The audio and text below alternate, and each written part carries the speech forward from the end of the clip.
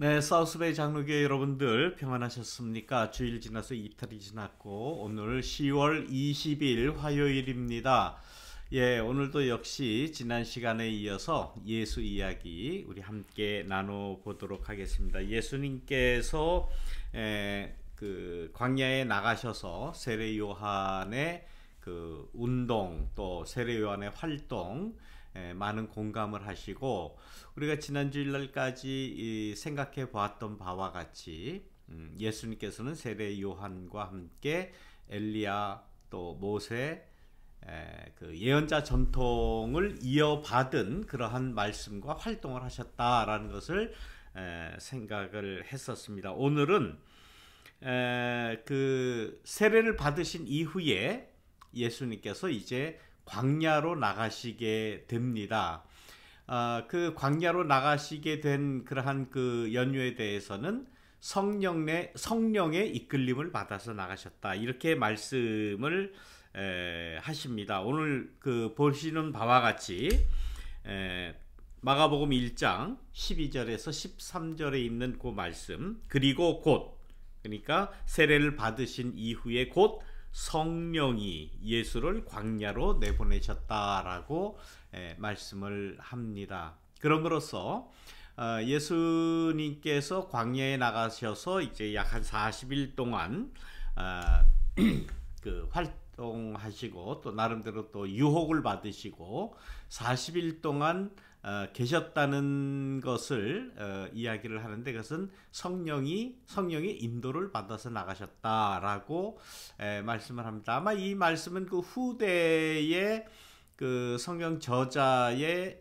입장일 것입니다. 아직 그 성령에 대해서 신약 성경이 그렇게 많이 설명을 하지 않은, 거의 처음 나오는 그러한 그 하나님에 대한 그 인식이죠. 성령이라는 것이. 그러니까 하나님을 어떻게 인식하느냐, 천지 만물을 창조하신 하나님으로 또 이 땅에 오신 예수 그리스도에게서 하나님의 모습을 발견할 수 있고, 또 초대교회 성령 강림의 그 영향을 받은 그 이후에 이제 성령님을 하나님에 대한 그러한 인식의 하나로 이제 초대교회가 받아들이죠. 근데 지금 초대교회의 성령 강림 그 전에 이미 성령에 이끌려서 광야로 나가셨다라고 이야기하시는 거 보면 아마 이 말씀은 아마 후대에, 물론 후대의 저술이겠죠. 그 말씀 저술이겠죠. 아무튼 예수님과 하나님 또 성령님을 이렇게 그 하나로 엮는 그러한 시도를 볼 수가 있습니다. 자, 40일 동안의 광야로 나가셨다라고 이야기하면서 광야에 나가서 뭐를 했느냐? 사탄에게 시험을 받았다. 이제 그 우리 성경에는 또 우리는 그냥 통상적으로 시험이라고 이야기를 하는데, 아마 시험보다는 유혹이 더 그 합당한 그러한 말이 아닐까 생각을 합니다. 물론 우리 뭐 같은 개념으로 다 받아들이지만은 굳이 좀 따지고자 하면은 temptation,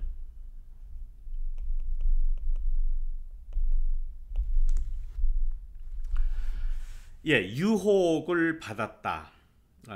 예수께서 광야에 나가셔서 그 하신 활동은 그 세례 요한과도 같이 아주 원시적인 그러한 생활을 하셨다라고 볼 수가 있죠. 들짐승들과 함께 있었다라는 거예요.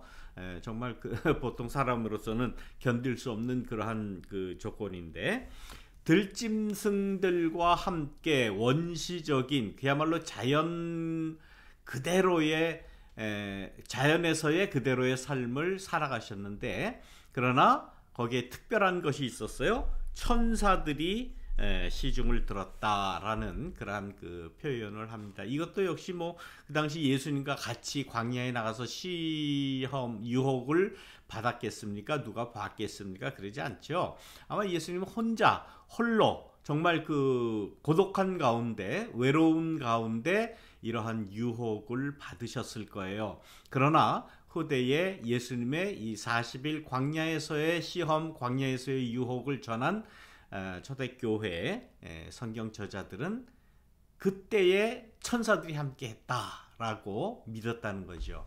그러니까 거기서부터 예수님에 대한 그 신적인 신뢰를 이 말씀에서 볼 수 있는 것입니다. 자, 광야에서 40일간 그 유혹 혹은 시험을 받았다라고 말씀을 하시는데, 여기 광야에서의 그 유혹 또 시험, 여기에는 지금 40일이라는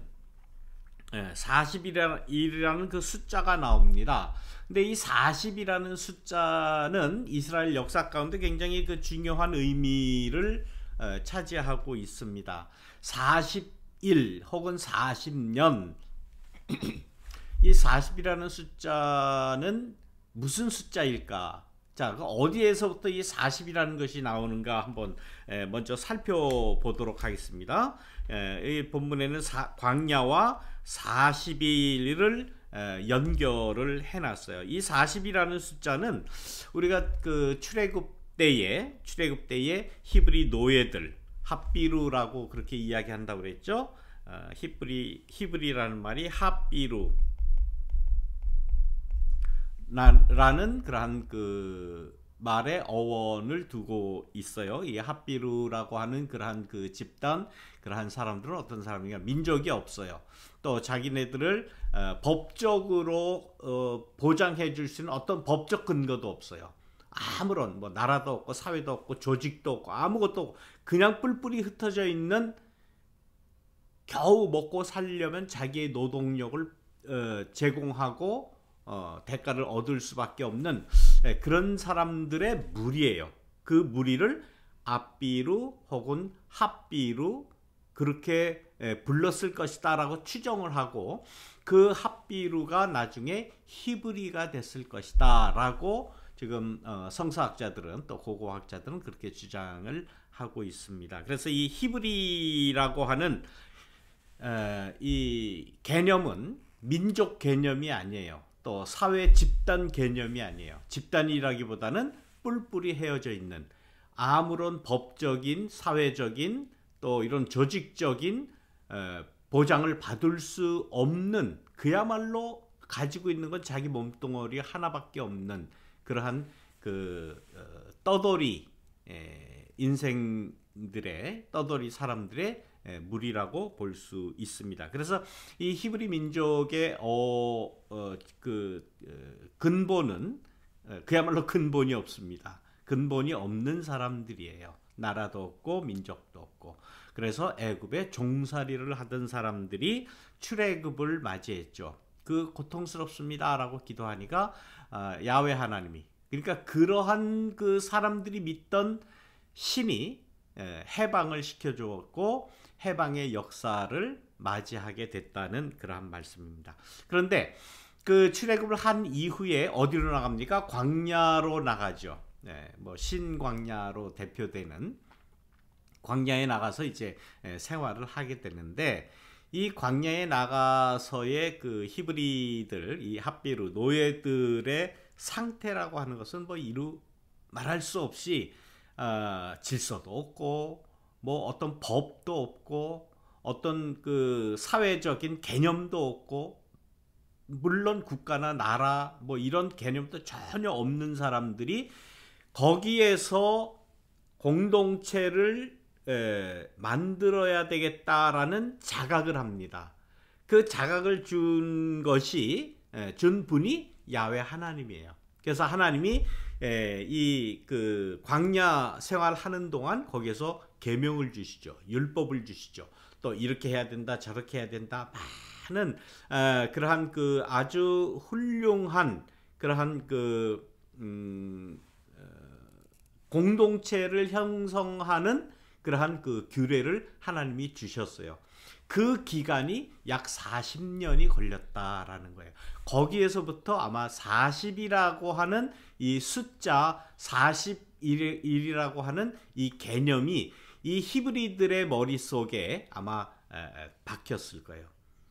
단지 40년이라는 기간 동안에 자기들이 받은 공동체를 이루는 그 훈련, 또 나라를 세울 수 있는 그러한 기반을 닦는 것, 그 40일 동안 어떤 뭐 큰 업적을 세웠다 이런 것뿐만 아니라 전에 있던 삶의 모습에서 전에 그 삶의 체제 혹은 모습, 형태 뭐 이런 걸 이제는 다 버리고 이제는 새로운 삶의 모양으로 나 자신뿐만 아니라 우리 공동체가 만들어가야 된다라고 할 때에 어떤 옛 그 체제 혹은 옛 사고 혹은 옛 그 인습 뭐 이런 모든 것에서 이제는 단절하고 새로운 인식을 하게 되고 새로운 각오를 하게 되고 새로운 공동체를 만들어 낸다라고 할 때에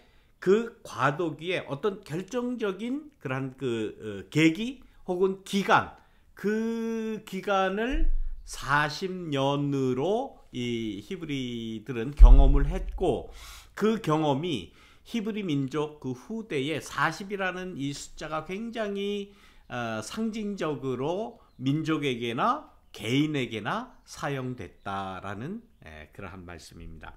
자, 그래서 40년 광야 생활한 후에 젖과 꿀이 흐르는 가나안 땅으로 들어가는 그 전 단계에서 40일이라고 하는 그러한 뭡니까 영어로 말하면 프로베이션 그 기간을 가진 거예요. 시험적인 혹은 중간 단계를 아무튼 거쳤다라는 그러한 말씀입니다. 자, 우리가 잘 알듯이 모세도 40일하고 관계가 있죠. 이 모세도 40일간 금식을 하게 돼요. 예. 그래서 아마 교인들 가운데 40일 금식하는 그러한 이야기를 아마 많이 들으셨을 거예요. 아마 요즘에는 40일 금식한다는 뭐 목사님들이나 누구나 들어보지를 못했어요. 그렇게 안 합니다. 예. 그러나 제가 어렸을 때만 해도 한국에 이제 그 기독교가 들어오고 얼마 되지 않아서 뭐 일제시대 겪고 그다음에 한국 전쟁 겪고 참 그 어려운 시기 그때에 신앙인들 가운데 특히 목사님들 가운데 40일 금식하시는 분들 많았습니다.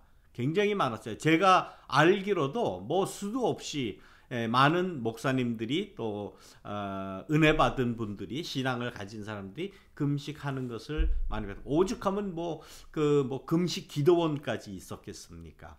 제가 어렸을 때 아는 저희 교회에 저희 아버님하고 같이 장로님으로 계셨던 그분이 그 선생님이셨는데 영어 선생님이셨는데 이제 은혜를 받고 목사 안수를 받게 그렇게 되었어요. 신학교로. 그래서 이제 목사 안수를 받기 전에 나도 예수님과 같이 40일 금식을 해야 되겠다. 금식 기도를 해야 되겠다. 그래서 어떤 성령의 인도를 받고 하나님의 어떤 그 영을 내가 좀 받아야 되겠다라는 그런 생각을 하셨대요. 그래가지고 40일을 진짜 하셨습니다. 집에서 뭐 어디 갈 데가 있습니까? 옛날이야 뭐 요즘 같으면 뭐 어디가 기도원이나 이런 데 가지만 그 전에는 그럴 돈도 없던 그런 시절입니다. 그냥 집에서 생으로 40일을 금식 기도를 하는데 금식 기도하는 본인도 역시 이거 뭐 생명 내걸고 하는 건 아닙니까? 그런데 주위에 있는 자녀들하고 그 사모님하고 뭐 오직하겠습니까? 같이 다른 사람들은 밥도 먹고 해야 되는데 그 좁은 집에서 한쪽에서는 40일 금식하겠다고 굶고 있는데 한쪽에서는 또 그래도 먹고 살아야 되니까 밥해 먹고 냄새 피우고 뭐 이루 말할 수 없는 그런 어려운 환경에서도 뭔가 내가 이제 새로 장로로 있다가 이제 목사가 될 거니까 뭔가 그 계기가 필요하다. 뭔가 이렇게 구분이 되고 하나님으로부터 뭐 어떤 신적인 어떤 영을 내려받는 그런 기간이 필요하지 않겠는가. 또한 금욕적인 또 금식을 하면서 어떤 그 내 육신의 절제 또 이런 이런 거를 조금 내가 체험해야 되지 않을까 하다가 40일을 하셨어요. 40일 하시는 것까지는 좋은데 이분이 40을 하고 나서 보니까 이 예수님도 40일 금식 기도를 하신 것이 기억이 나셨더래요. 그래서 야, 내가 예수님도 40일을 이렇게 고통스럽게 했는데 나는 조금 더 해야 되지 않겠나, 난 조금 더 고난을 받아야 되지 않겠나 하는 그런 생각을 하셨어요. 그래가지고 43일을 하셨습니다. 3일을 더 하셨어요. 결과적으로는 얼마 안 있다가 참 안타깝게도 돌아가셨어요. 그분은 아마 순수한 마음으로 하셨을 겁니다. 그런데 이분의 생각은 이 40일 금식이라고 하는 것이 무엇인가, 40일 금식이라고 하는 그 개념을 고통 혹은 고난, 육신의 절제, 인간이 느끼는 그 오감의 절제를 하는 것으로만 생각을 하셨던 것 같아요. 그런데 예수님의 이 40일간의 광야 생활, 거기에서 받으신 유혹, 시험이라고 하는 것은 물론 인간의 이런 그 오감을 완전히 절제하고 그 육신의 어떤 정욕 뭐 이런 거를 다 떨치는 그런 의미도 없지는 않지만은 그것만은 아니다. 그것으로 뭔가 이루려고 한다는 것은 역시 내 그 행함으로 혹은 율법으로 뭔가 구원을 얻고 뭔가 영적인 그러한 그 성취를 이루겠다는 그러한 인간의 욕심이 아닌가, 오히려 그것이 그런 생각을 하게 되었습니다. 오늘 또 시간이 많이 지났습니다. 이제 준비한 거 굉장히 많은데 다음 시간으로 연결해서 말씀드리도록 하겠습니다. 여러분들, 자, 오늘 이번 주는 좀 시원해졌습니다. 여러분들 시원하게 여러분들 생활 잘 하시기를 부탁을 드립니다. 다음 만날 때까지 여러분들 안녕.